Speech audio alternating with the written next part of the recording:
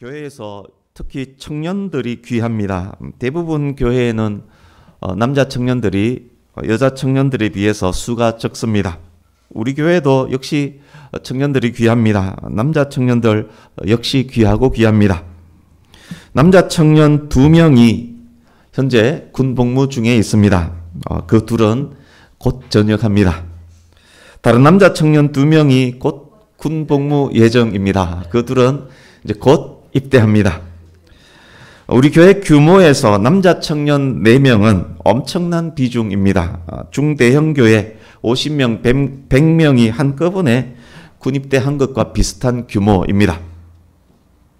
우리나라 병력 신체검사 판정은 1급에서 7급으로 나뉘어집니다. 1급에서 3급까지가 현역 대상자입니다. 그리고 4급은 보충력, 그러니까 대체복무요원, 공익근무요원 등등 보충력 대상자가 4급입니다. 5급은 전시근로역에 편입됩니다. 전시에만 소집되는 요원이기 때문에 병력 면제자로 여겨집니다. 당뇨, 뇌졸중, 뇌전증, 정신증, 자폐성, 손발가락 결손, 키가 너무 작다거나 외소증 등등이 있는 경우입니다. 판정 후 바로 민방위가 됩니다. 6급은 병력 면제입니다. 심신의 장애가 있는 사람, 그리고 심각한 질병이 있는 사람, 그리고 신상과 관련해서도 북한 이탈 주민, 탈북자, 혹은 1년 6개월 이상 실형 선고받은 전과자 등등은 완전 병력 면제가 됩니다. 7급은 재검 대상자, 다시 신검을 받아야 하는 사람이 7급으로 분류가 됩니다. 2022년 기준 병력 판정 현황을 확인해 봤습니다. 1급 판정 받은 사람이 22.1%, 2급이 31.9%, 3급이 29.7%, 4급이 10.7%, 5급이 2.5%, 6급이 0.3%, 7급이 2.8%였습니다. 우리 교회 청년들 4명, 아까 말씀드린 4명 모두는 기본 1, 2급입니다. 대한민국 건장한 남자 청년 50% 안에 있다는 말입니다. 오히려 그들의 병력 면제가 되지 않은 것이 오히려 감사한 일 아니겠습니까? 전쟁 수행을 지배하는 기본적 원리를 일컬어서 전쟁의 원칙이라고 말합니다. 대한민국 군사학 교범에는 전쟁 원칙 12개가 기록이 되어 있습니다. 군사학 관련 과목 단골 출제 문제이기도 했습니다.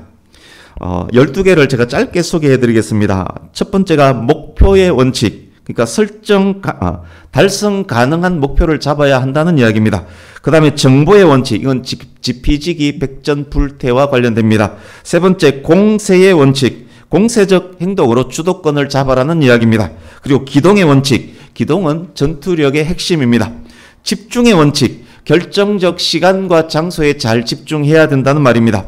기습의 원칙, 최소 희생으로 최대 효과를 달성하는 원칙입니다. 경계의 원칙, 작전에 실패한 지휘관은 용서할 수 있어도 경계에 실패한 지휘관은 용서할 수 없다라는 말을 들어보셨을 것입니다. 경계의 원칙입니다. 다음 통일의 원칙, 통일된 지휘권, 그리고 일사불란해야 된다는 말입니다.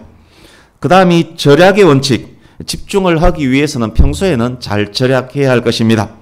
다음이 창의의 원칙, 평범한 작전으로는 성공을 보장할 수 없을 것입니다. 그 다음이 사기의 원칙, 전투 의지 없는 부대는 패한 것이나 마찬가지입니다. 마지막 12번째가 간명의 원칙, 계획이나 명령은 간단 명료해야 된다는 의미입니다. 이 원칙 안에서 적절히 운용하고 지휘권을 행사하면 전쟁은 성공적으로 수행하게 될 것입니다. 전체 맥락 속에서 오늘 본문의 위치를 먼저 확인하려고 합니다. 아시다시피 신명기는 광야 40년이 지난 후 가나안 진입을 앞두고 신세대 이스라엘에게 행했던 모세의 설교문이라고 할 수 있습니다. 광야 40년 동안 있었던 일들을 나열하면서 교훈과 함께 주셨던 하나님의 말씀을 모세가 전하는 중입니다. 신명기 5장에 율법의 핵심인 10계명이 나옵니다. 이후 11장까지는 기본적 훈계가 주어집니다.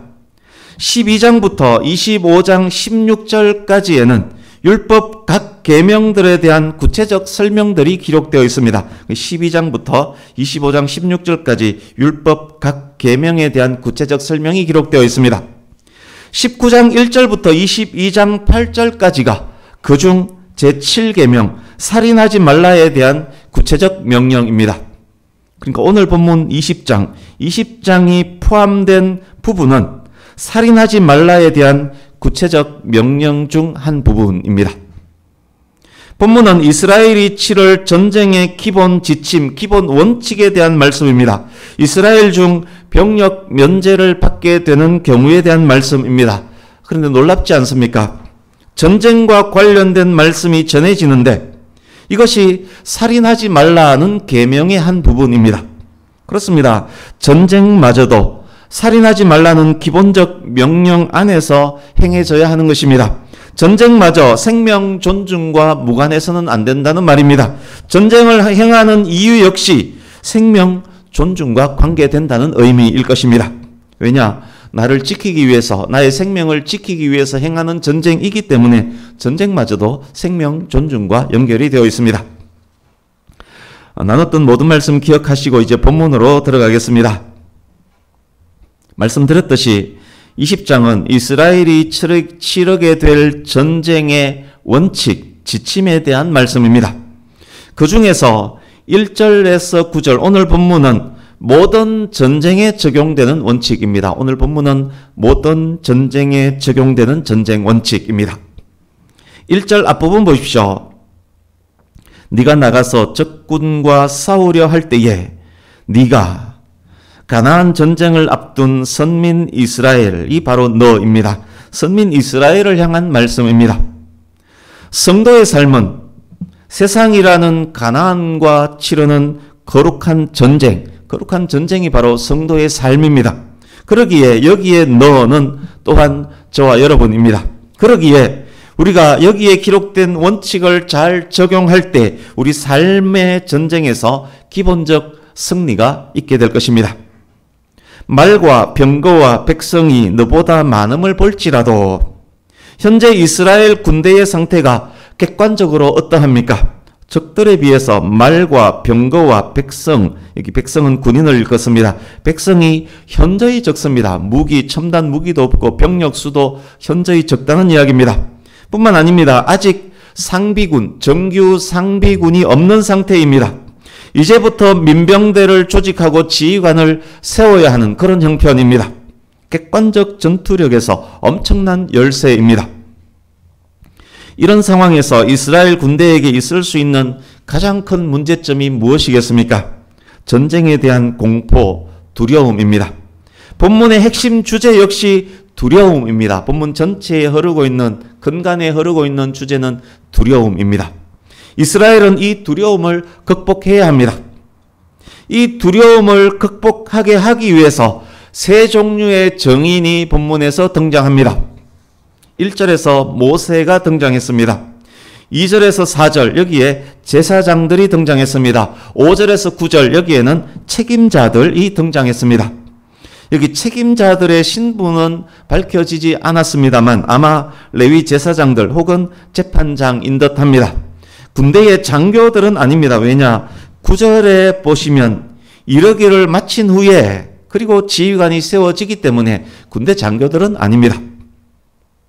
모세가 애굽 땅에서 우리를 인도하여 내신 구원의 하나님께서 함께 하신다. 두려워 말라라고 증거합니다.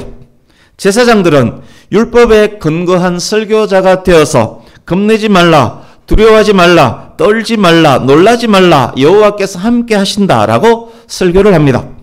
책임자들은 두려움과 관계된 후속 조치들을 시행합니다. 그것이 본문의 내용입니다. 이제 1절에서 4절 좀 더 자세히 보겠습니다. 1절에서 4절을 눈으로 읽어보십시오. 읽으면서 들으시기 바랍니다. 오늘 본문이 전쟁의 원칙에 대한 말씀이라고 했습니다. 1절에서 4절 안에 무슨 원칙, 어떤 원칙이 들어있습니까? 이스라엘이 수행할 전쟁에서 가장 중요한 원칙이 무엇이라고 지금 말씀하고 있습니까? 그리스도인이 수행해야 할 삶의 전쟁에서 핵심 원칙이 무엇이라고 지금 말씀하고 있습니까? 혹시 목표, 아까 말씀드렸던 목표, 정보, 공세, 기동, 집중, 기습, 경계의 원칙 등등 그것이라고 지금 말하고 있습니까? 가장 중요한 원칙 이것입니다. 이스라엘이 치르는 모든 전쟁은 하나님의 전쟁이다. 성도가 치르게 될 모든 전쟁은 하나님의 전쟁이다. 이것을 깨달아 알게 하는 것, 그것이 성도의 전쟁의 핵심 원칙입니다. 그렇습니다.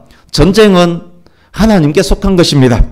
이스라엘의 전쟁에는 하나님께서 함께 하실 것입니다. 가나안은 병거, 말을 의지하고 싸우지만 이스라엘은 하나님을 의지하고 싸우면 됩니다. 그것을 다시금 확인시키기 위해서 모세가 설교하고 제사장들이 설교하고 있습니다. 그러기에 이 원칙에 입각한 이스라엘이라면, 하나님을 진심으로 신뢰하고 의지하는 이스라엘이라면 전쟁을 앞두고 두려워할 일이 없는 것입니다. 우리가 치르는 세상과의 전쟁도 이와 같을 것입니다. 삶이라는 성도의 전쟁, 이와 같습니다. 우리의 전쟁이 하나님의 전쟁이고 하나님의 전쟁이 우리의 전쟁이면 됩니다. 우리는 매일매일 세상과 전쟁을 치르기 위해서 나섭니다. 전쟁 승리를 위한 중요한 원칙, 우리에게 어떻게 적용하면 될까요? 모세가 하나님의 말씀을 전하며 전쟁은 하나님께 속한 것임을 상기시켰듯, 제사장이 전쟁을 앞둔 이스라엘에게 하나님의 말씀을 전했듯, 그래서 이스라엘이 함께 하시는 하나님을 매일매일 확인하면서 두려움을 이길 수 있었듯, 우리가 사는 모든 날 동안 매 주일의 시작을 예배와 기도로 하나님의 말씀을 듣는 것으로, 매일의 시작을 예배와 기도로 하나님의 말씀을 듣는 것으로 할 수 있다면, 말씀을 통해 내가 치르는 모든 전쟁에 하나님께서 함께 하심을 확신할 수 있다면, 그래서 겁내지도 두려워하지도 떨지도 놀라지도 않을 수 있다면 우리는 당연히 승리하지 않겠습니까? 그러기에 예배의 승리가 바로 삶의 승리인 것입니다. 우리 삶의 예배가 가장 중요하고 귀한 이유인 것입니다. 대한민국 군사학 교범에 기록된 12가지 원칙 모두를 확실하게 적용하는 것보다 이 원칙에 입각해서 전쟁을 치를 때 승리가 있을 것입니다. 저와 여러분 모두가 이 원칙을 반드시 적용해서 두려움을 능히 이기고 승리하는 모두가 될 수 있기를 간절히 바랍니다. 이제 4절에서 8절입니다. 병력에서 면제되는 4가지 조건에 대한 말씀입니다. 우리나라 병력법에 의할 때 5급, 6급으로 판정받는 기준에 대한 말씀입니다. 한국의 병력법과 어떻게 다른지도 확인하시기 바랍니다. 병력 면제 첫 번째 조건 5절입니다.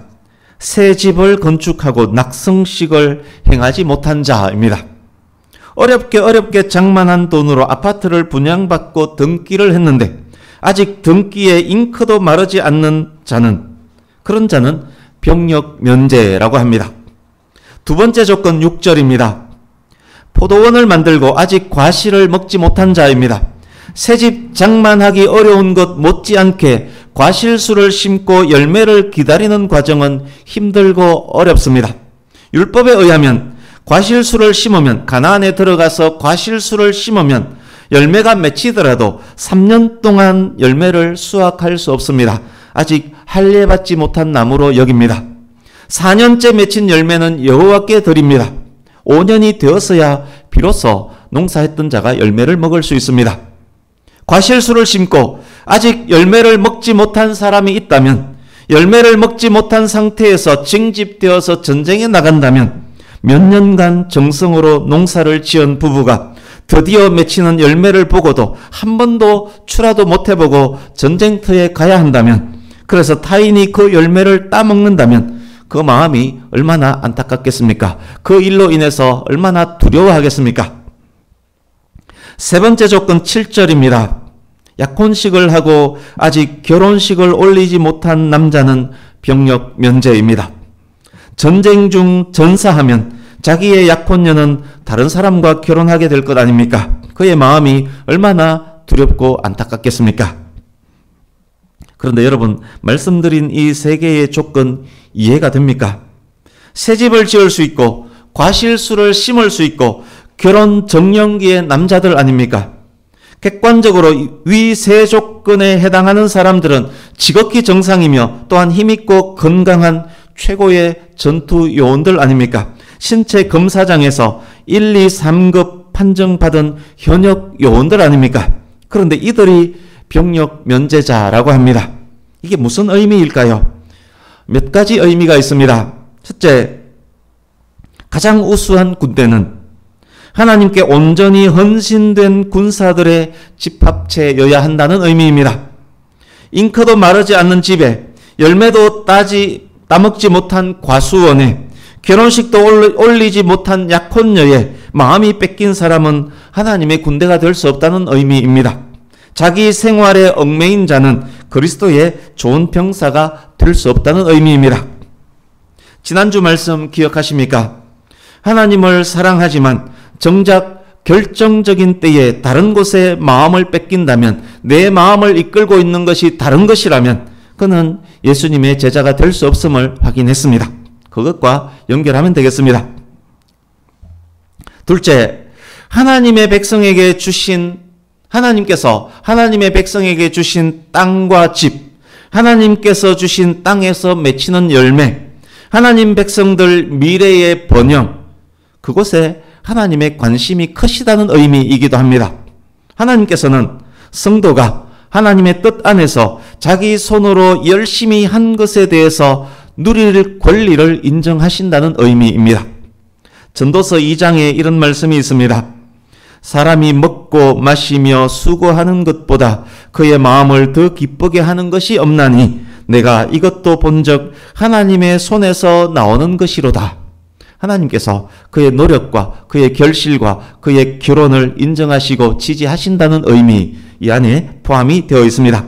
셋째, 공동체와 개인의 복지가 전쟁의 가치보다 우선한다는 의미도 있습니다. 본문이 살인하지 말라 인간 존중의 제7계명과 연결된 이유 중 하나입니다. 어떤 지도자가 공동체나 개인의 복지를 짓밟아서 전쟁을 일으킨다면 그가 일으키는 전쟁은 하나님의 뜻이 아닙니다. 그는 하나님의 영광과 상관없이 자신을 위해 전쟁을 일으킨 것입니다. 자신의 땅과 집, 자신의 과실수, 자신의 가족에 얽매여서 타인의 땅과 집, 과실수, 가족을 짓밟는 사람이 될 것입니다. 성경에 등장하는 아합과 다르지 않는 사람일 것입니다. 가장 중요한 네 번째입니다. 최정예 요원들이 면제받더라도, 비록 군인들의 수가 많이 줄어들지라도 이렇게 면제시켜주는 가장 큰 이유 무엇이겠습니까? 하나님께서 이스라엘과 함께 싸우실 것이기에 이길 수 있다는 확신 때문입니다. 그 확신이 없다면, 하나님을 향한 온전한 신뢰가 없다면 정예 요원들을 병력에서 면제시킬 이유가 없을 것입니다. 사사기 7장에 나오는 기드온과 300명의 병사들을 묵상하시면 잘 이해가 될 것입니다. 이제 8절 보십시오. 신명기 20장 8절, 병력에서 면제되는 네 번째 조건입니다. 세 번째까지는 개인의 상태와 관련된 것이었습니다만 네 번째는 순수 군대 조직과 관련된 내용입니다. 하나님께서 함께 하신다는 설교를 들었습니다. 두려워 말라, 놀라지 말라, 겁내지 말라 설교를 들었습니다. 세 가지 병력 면제 조건에도 포함되지 않습니다. 하나님의 군대가 될 자격을 이미 갖추었습니다. 그런데도 두려워하는 사람이 있습니다. 신체 건강하지만 마음이 허약한 자들입니다. 이런 경우에도 면제가 됩니다.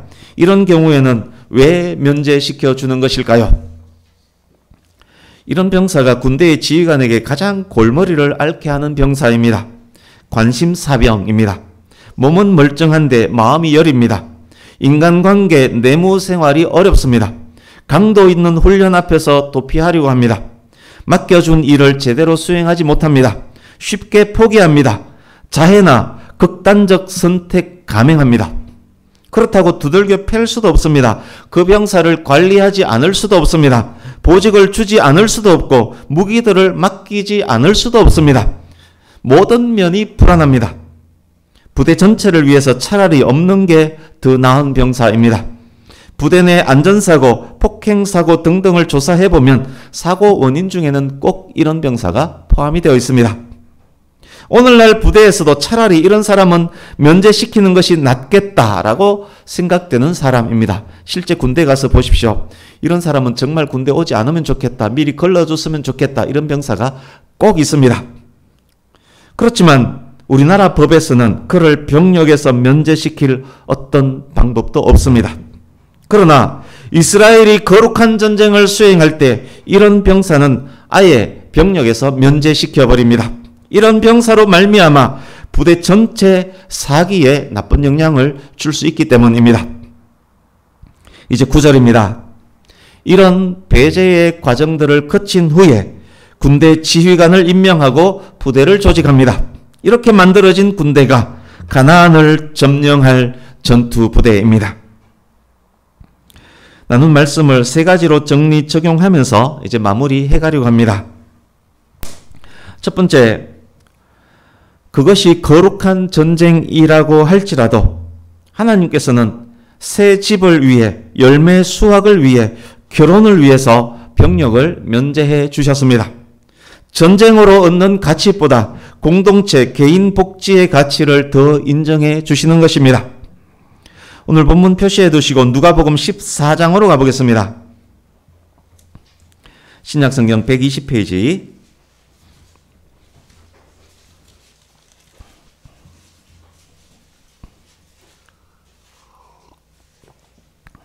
누가복음 14장 15절에서 24절을 보십시오. 누가복음 14장 15절에서 24절. 어떤 사람이 큰 잔치를 베풀고 손님들에게 초청장을 보냈습니다. 그런데 손님들이 오지 않습니다. 오지 않았던 이유가 무엇입니까? 어떤 사람은 밭을 샀기 때문에, 어떤 사람은 소 5겨리를 사서 밭 가는 것 시험해 봐야 되기 때문에, 그러니까 트랙터를 새로 샀는데 그 트랙터 시운전해야 되기 때문에 못 온다라고 하는 것입니다. 어떤 사람은 장가 들었기 때문에 오지 않습니다. 여기에서 큰 잔치를 베푼 주인은 예수님에 대한 비유입니다. 큰 잔치는 구원받은 자들이 참여하는 천국 잔치에 대한 비유입니다. 만약 이 초청장이 입영 통지서였다면 오늘 본문 말씀에 의해서 이들이 내세운 이유들, 오지 못하는 이유들은 인정되었을 것입니다. 그러나 이 초청장은 구원으로의 초대, 하늘 잔치로의 초대입니다. 전쟁의 가치보다 공동체와 개인의 복지 가치를 우선했지만 공동체와 개인의 복지가 구원의 가치보다는 우선할 수 없습니다. 사놓은 밭 때문에, 밭 가는 트랙터 시험 운전 때문에, 장가 가는 것 때문에 구원을 포기할 수는 없습니다. 목회자가, 가족이 사회 전반적 분위기가 유혹하고 미혹할지라도 미혹되어서는 안 됩니다. 그 무엇이 나를 유혹하더라도 나의 구원, 천국 잔치 참여와는 바꿀 수 없는 것입니다. 지난주 말씀과 그렇게 연결이 지어집니다. 두 번째, 다시 본문으로 가서 본문 9절을 우리 같이 읽습니다. 9절 시작. 백성에게 이르기를 마친 후에 군대의 지휘관을 세워 무리를 거느리게 할지니라. 아멘.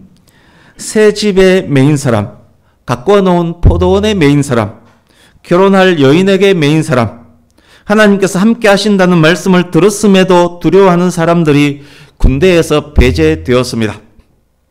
자기 일에 얽매인 자, 사회 제도, 사회 분위기에 얽매인 자, 군인으로서의 자질이 부족한 자들이 배제된 것입니다.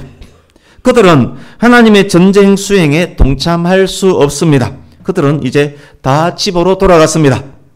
그런 후에 군대의 지휘관들이 세워졌습니다. 그런 후에 교회 지도자들, 목회자들이 세워졌다는 말입니다.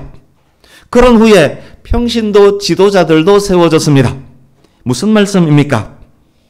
군대의 지휘관 중에는, 교회 지도자들 중에는 새집, 포도원 안에 두려움의 메인자가 없다는 말입니다. 돈, 권력, 명예, 인기 등등에 얽매이거나 그것들의 유혹에 넘어가는 자는 교회 공동체의 리더가 될 수 없다는 말입니다. 그런데 오늘날 교회를 보십시오. 오늘날의 그리스도인들을 보십시오. 저와 여러분의 마음속 깊은 곳을 한번 들여다보십시오. 새집도 챙기면서 과수원의 과실도 챙기면서 돈도 명예도 권력도 챙기면서 개인적 깊은 관계들까지 다 챙기면서 겸해서 교회에서도 리더가 되려고 합니다. 돈도 명예도 권력도 관계들도 다 챙기면서 하나님 중심의 목회를 한다라고 우깁니다. 뿐만 아닙니다. 결정적 순간에 그들을 이끄는 것은 목회보다 돈과 명예와 권력인 경우가 허다히 많습니다. 오늘날 교회 지도자들, 저와 여러분의 문제일 것입니다. 혹 이것이 정말 우리들의 모습은 아닌지요? 사랑하는 성도님 여러분, 진정한 그리스도인, 진정한 예수님의 제자는 두 마음을 품지 않는 자들입니다. 결정적 순간, 매 순간 저와 여러분을 이끌어가는 것이 하나님의 말씀, 하나님의 뜻이 될 수 있기를 간절히 바랍니다. 오직 성령께서 저와 여러분의 삶의 방향을 결정하는 성령으로 충만한 성도 될 수 있기를 간절히 바랍니다. 그런 삶을 살아갈 때 하나님께서 우리들이 살아가는 공동체의 참 리더로 저와 여러분을 세워주실 것입니다. 하나만 더 말씀드리겠습니다. 신명기 9장으로 가겠습니다.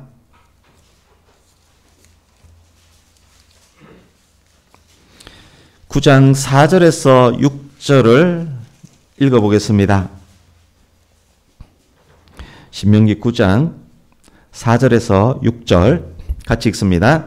시작. 내 하나님 여호와께서 그들을 내 앞에서 쫓아내신 후에 내가 심중에 이르기를 내 공의로움으로 말미암아 여호와께서 나를 이 땅으로 인도하여 들여서 그것을 차지하게 하셨다 하지 말라. 이 민족들이 악함으로 말미암아 여호와께서 그들을 내 앞에서 쫓아내심이니라.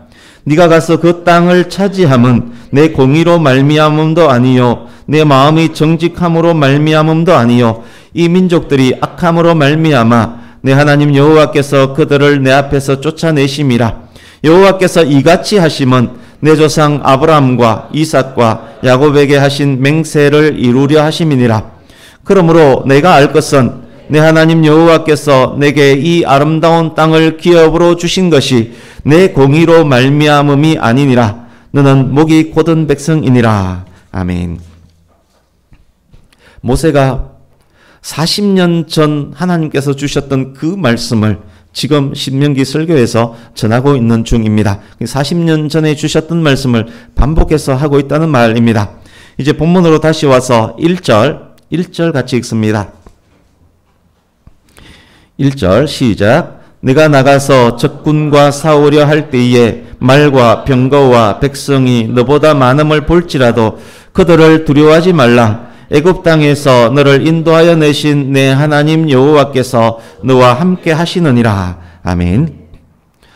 40년 전에 주셨던 그 말씀과 동일한 맥락의 말씀이 지금 다시 반복되고 있습니다. 이스라엘의 승리는 이스라엘이 강해서, 이스라엘이 잘났어, 이스라엘이 공의로워서, 이스라엘이 정직해서 주어지는 것이 아닙니다. 이스라엘은 연약합니다. 이스라엘 군대는 가나안에 비해서 객관적 전투 능력이 월등히 약합니다. 연약한 인간, 연약한 부대이지만 힘과 능력을 더하여 주시는 하나님, 언약을 지키시는 신실한 하나님의 임재로 말미암아 이스라엘은 승리하는 것입니다. 하나님께서는 우리가 치를 전쟁터에서 우리가 너무 강해서 더 이상 하나님이 필요치 않을 정도로 그렇게 강하게 우리를 만드시지 않습니다. 우리가 가나안 세상 적군보다 객관적으로 말과 병거와 군인들이 많아지도록 그렇게 하시지 않습니다. 강하게 하실 능력이 없어서가 아닙니다. 나의 능력으로, 나의 힘으로 되었다고 떠들면서 교만하지 않게 하시기 위함입니다. 교만으로 멸망하지 않도록 하기 위해서입니다. 하나님께서는 약한 우리들과 함께 하셔서 하나님으로 말미암아 이기도록 해 주십니다. 그러기에 우리는 절대적으로 하나님을 신뢰하고 의지해야 하는 것입니다. 우리의 약함을 깨닫고 전적으로 하나님 의지하는 것이 바로 저와 여러분의 승리의 비결인 것입니다. 성경에서 말씀합니다. 할 수 있거든이 무슨 말이냐? 믿는 자에게는 능히 하지 못할 일이 없느니라. 믿는 자는 능히 하지 못할 일이 없느니라. 내게 능력 주시는 자 안에서, 나의 힘이 아니라 내게 능력 주시는 자 안에서 내가 모든 것을 할 수 있느니라. 그러므로 내가 그리스도를 위하여 약한 것들과 능욕과 궁핍과 박해와 곤고를 기뻐하노니 이는 내가 약한 그때의 강함이라. 그러기에 우리는 우리의 약함마저도 하나님 안에서 자랑할 수 있는 것입니다. 그러기에 우리는 우리의 약함으로 말미암아 세상을 두려워하지 않는 것입니다. 그러기에 우리는 약하지만 하나님 안에서 세상을 이기는 것입니다. 하나님께서 본문을 통해서 이 시간 저와 여러분에게 이렇게 말씀하고 계십니다. 너의 전쟁은 곧 나의 전쟁이다. 내가 너와 함께한다. 너는 약하지만 나와 함께하는 너는 강하다. 너의 발로 힘껏 일어서되 오직 하나님 의지에서 일어서라. 오직 하나님과 함께 적진을 향해 나아가라. 나는 약하지만 하나님께서 나와 함께 하심을 알기에 나의 모든 것 되시는 하나님 안에서 강하고 담대하게 가나안 전쟁터로 나아가서 전장 곳곳, 전장 모든 곳에서 매일매일 승리하는 저와 여러분 될 수 있기를 예수님 이름으로 축복합니다. 아멘. 나의 약함이 곧 강함이 될 것입니다. 기도합니다.